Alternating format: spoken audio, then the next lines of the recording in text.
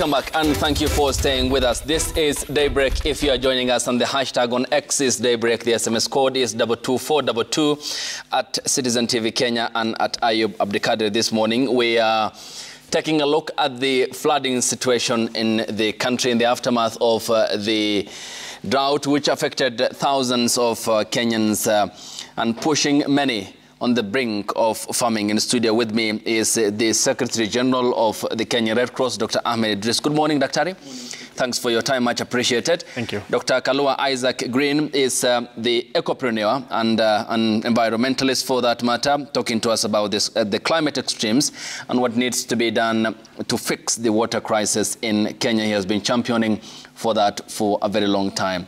From the county of Wajir, we'll be joined by Governor FCPA Ahmed Abdullahi, who is the county governor, to give us an assessment of the situation in Wajir County, and we'll be getting his account shortly here on the broadcast. There we go. He is joining us live from the county of Wajir. We begin with you, Governor, and first coming to you on generally the state of affairs in Wajir County, which is amongst the county is severely affected. Give us or quantify the extent of the flooding impact in your county, Governor. Okay, we'll be crossing over shortly to the Governor. First coming to you, Governor, quantify for us the impact of floods in Wajir County as a result of the heavy rains and the bearing it has had on the county that you lead.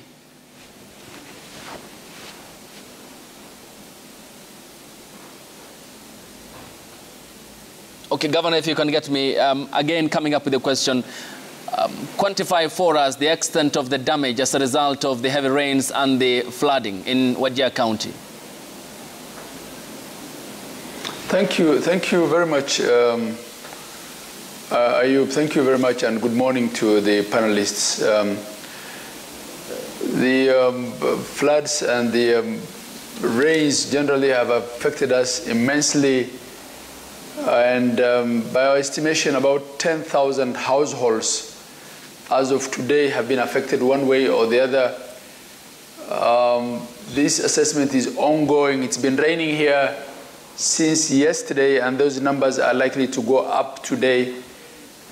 In terms of access by road to most of our settlements, I can tell you probably about 50% of the county has been affected one way or the other. This county has about 700 or so settlements, and about half of those have been affected one way or the other.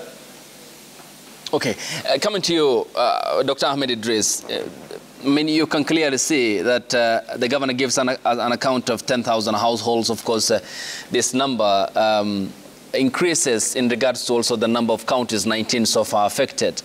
I mean, and the roads are now impassable because of the flooding situation. How is this impeding your rolling out of aid towards those who have been affected across the 19 counties? Yeah, so first, maybe let's just look at the overall situation, just speaking from where Governor for Wajir, Governor Ahmed has left. We are looking now, the latest statistics from the National Disaster Operations Center, which is the focal point for gathering data on the flood impacts, is estimating the total displaced population at about 24,000 households. So it's a big size of the country. I think it's a huge population that is displaced that we have to respond to, deliver life-saving interventions, including access to food, medication, and water and sanitation. But answering your question more directly, a better part of northern Kenya is really cut off. Right now, moving anything to Wajir, to Mandera is a nightmare. I think the roads between Wajir and Mandera is completely cut off. We can't move relief items by road. We're not able to move relief items from Garissa to Wajir. And those are the areas that are largely affected, most affected. So extremely difficult situation in terms of delivery of assistance. What we've resorted to now, which is a very expensive venture, and thanks to the Kenya Defense Forces who have really contributed to this, is to do airlift in specific places. Towns like Dif, Buna, Elwak, we've had to really deliver assistance using airdrops. So it's a very expensive venture. agriculture. Okay. So all in all, very difficult situation.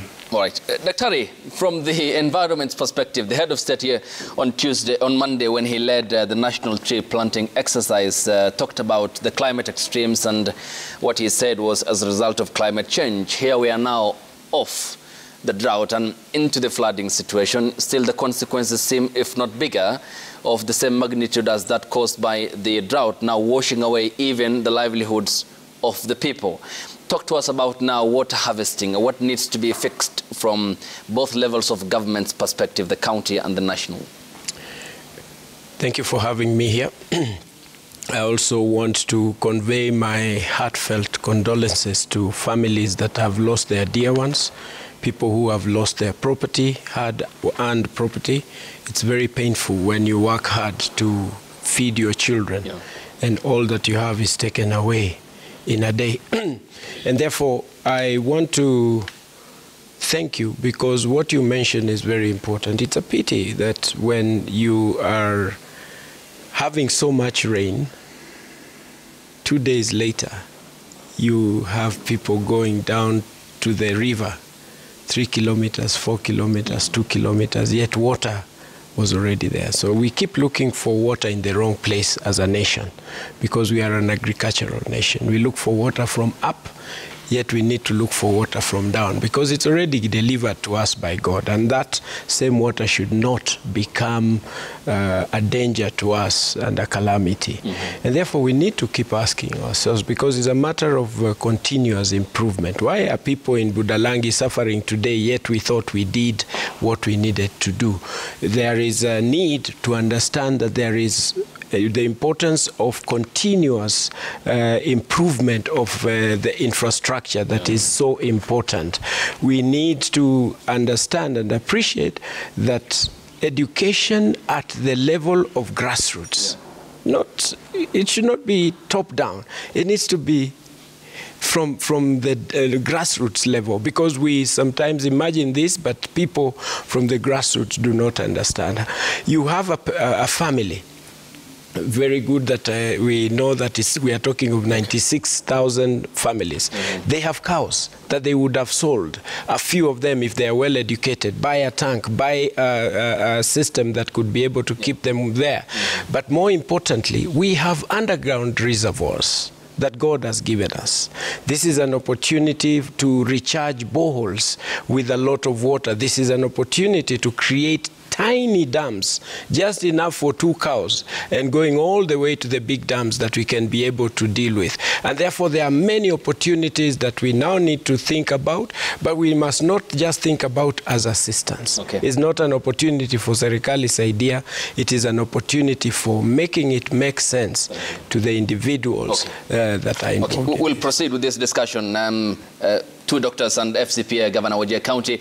But first we cross over live to the Jomo Kenyatta International Airport, where the Hillsong London Worship, a collective volunteer of musicians and singers based in London in the United Kingdom, is in the country for nearly 2 decades. To just provide an emphasis on this, the Hillsong London Worship has been taking the heartfelt passion of worship from their local church services out and into Europe, that's across the continent, with the incredible songs that have come out of Hillsong. So let's cross over to the Jomo Kenyatta International Airport, where they are speaking, and listen in.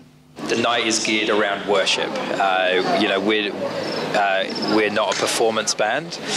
There'll be, you know, there's going to be lights, there's screens, all that kind of stuff. But actually, it's geared. It's a worship night, and so our hope is that people just come ready to worship God. Like we're going to be ready. We're turning up ready. We're prepared. We're rehearsed. All the details are coming together. But actually, we just want something.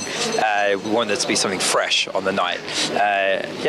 So could you just take, sorry, so we're live now. So could you just take us again? So you said this is your first time in Kenya? Yeah, first time in Kenya. I was so excited to be here. All right. Yeah, and what your expectations are? Yeah. We're, I mean, we're so excited for the night. So this is our first time in Kenya as Hillsong London, and just believing for a great night. We're going to be singing lots of songs. There's going to be plenty of time, but just believing people will come expectant. They'll come just ready for a good night. And actually, the night is about worship. And so that is what the night is about. And we're just hoping people will come ready to worship with us. There'll be plenty of songs people know, but just come have fun. Definitely be part of the night, and we'll see what happens. So audiences are very excited. They've been wondering, is it true? Is Hillsong really coming? You know, some people are doubting Thomas. What would you say to them now that you're here? I mean, we're here. We are here. Yeah. All our equipment has made it. We're all through out of the airport, so we are definitely here. So they should definitely go buy tickets, and we will definitely be there. Okay, cool. Asante, thank you. I think we're good. Thank you. And the Hillsong worship will be hosted by the Royal Media Services and our sister station Hot 96 tomorrow, exclusively by Jeff Koinange and Nick Odhiambo tomorrow morning. And they have arrived in the country and will be exclusively hosted by the Royal Media Services on Thursday tomorrow, exclusively on Hot 96. And the rest of the lineup will feature the likes of Msandi Kababa from Swaziland and the very best in Kenyan gospel, Alice Kimanzi, Pitson, Moji Shot Baba, Jabidi, Didiman, Citizen TV's Timeless Noel, Karura Voices, the Nairobi Chapel Worship Team, and DJ Kroba. The event hosts will be Andy Mburu and June Gashuhi. And to just re-emphasize again, this is organized by Odelia in partnership with the Royal Media Services of the Hillsong London Worship, a collective volunteer of musicians and singers from Hillsong Church London Worship, which is based in London in the United Kingdom. Let's now cross over to Wajir County. And Governor, coming to you, mentioning 50% of the county affected. I mean, when we had the drought situation, which had equally led to the displacement of thousands of people, it led to a stretch in your resources in reaching out and to those who have been affected. How similar is the current situation for you to reach to the affected across the county? It's pretty difficult. When I say about 50% of the county is affected, you know, we have three categories of settlements. We have settlements that have been flooded and have been cut off. Literally, it's impossible to get to them. We have some that are accessible by road, but they themselves have been, flooded. And then we have others that have not been flooded, but it's hard to get to. You know, they've cut off as a result of the road network. And I hear the panelists talk about harvesting water. I think this does happen. You know, there are little ponds all over the place, either dug privately or by the county. But what we're saying here is the sheer amount of water there is by virtue of the rain and also by virtue of being a lowland. We're on the leeward side of the Ethiopian highlands. So you'll also find places where it hasn't rained that much, but there's so much water being carried by the seasonal water paths that are flooding towns. So it's a lot more complex than we're putting it. And when you look at the main road between Garissa and Madogash, cut off, and this is a tarmac road, actually literally set off by the sheer amount of water passing through the road, then it's much more complicated than we probably can cope with. I think we just weren't prepared for this amount of rain and for this amount of surface runoff.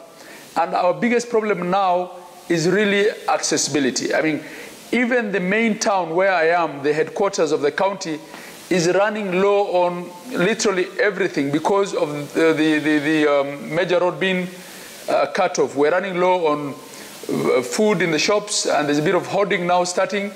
We're running low on fuel, and then you can expect what it is down in the in the villages.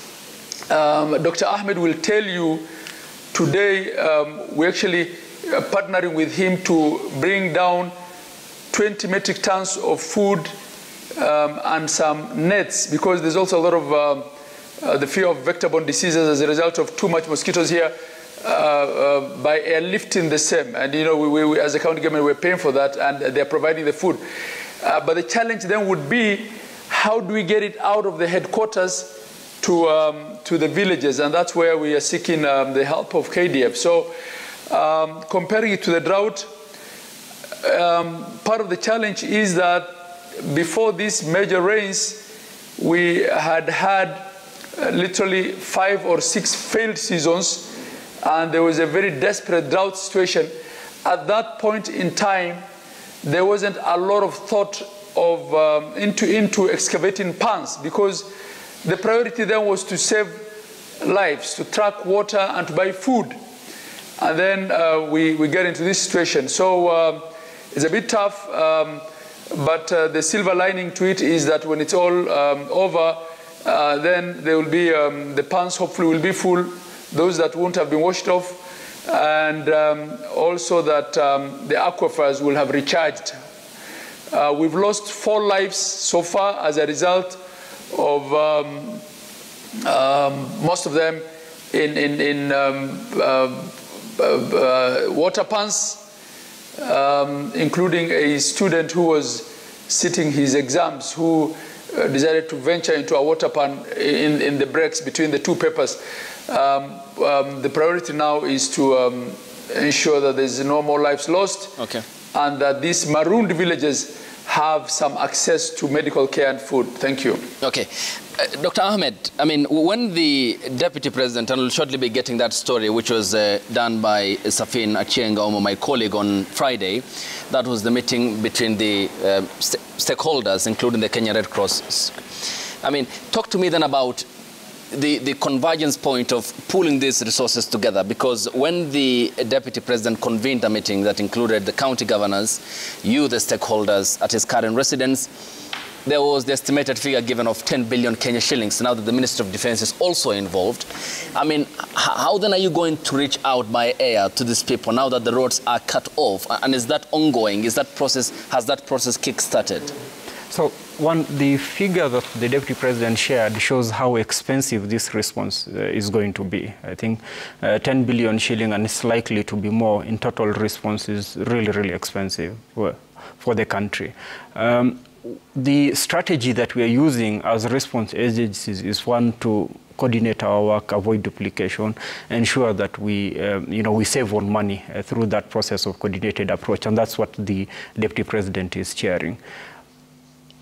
The magnitude of the response, especially now that the initial phases we have to really, really deliver life-saving interventions using air, the KDF, private, airplanes and so on, means that the cost will be much, much, much higher.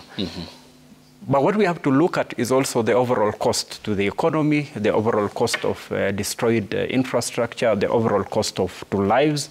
As we speak, there are communities that move from one disaster to another, and every event is destroying their economic capacity, their livelihood, their income.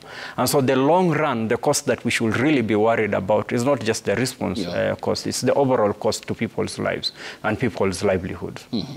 Daktari, talk to me about the humanitarian impact on both ends, because during the drought situation, and we did cover all the counties that were severely affected in the red list, including in Mandera, Wajir and Garissa counties, we were talking about the humanitarian impact. Still, even when it rains, we are talking about the humanitarian impact. And the driving factor here has been that, look, there needs to be the creation of awareness amongst communities, including how they ought to be safeguarding the climate at their own level and speak to them in their language. Are we missing the point in that regard? Because both extremes appear to be having similar consequences of death and destruction.